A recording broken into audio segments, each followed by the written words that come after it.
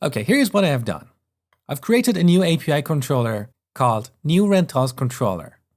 And here we have one action that takes a new rental DTO.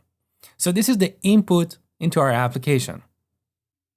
In this DTO, we have two properties: customer ID, which is an integer, and movie IDs, which is a list of integer.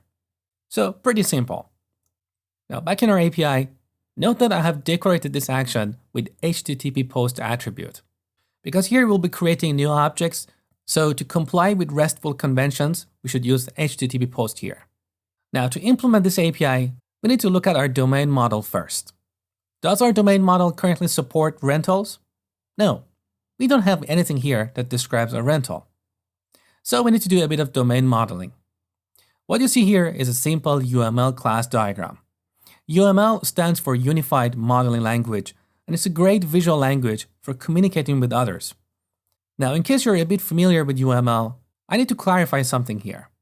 We're going to use UML only for better understanding of the problem domain. We're not going to create all kinds of diagrams as documentation.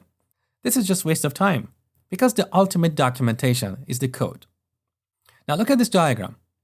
A customer can rent many movies, and a movie can be rented by many customers. So we need a many-to-many association between these two classes. Now here's the interesting part.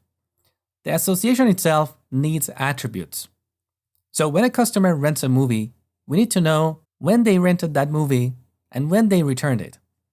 In UML, when an association requires attributes, we use what we call an association class. So here, rental is an association class. In terms of naming, we name an association class based on the association. Here we have customer rents movies, so we can call this association class rental. Now in terms of implementation, this is actually pretty easy. Our rental class should have these properties you see here, as well as two navigation properties: customer and movie.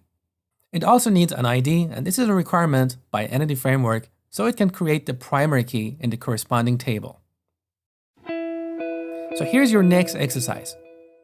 I want you to add the rental class to our domain model and use a code-first migration to bring the database up to date. In the next lecture, we'll review my code.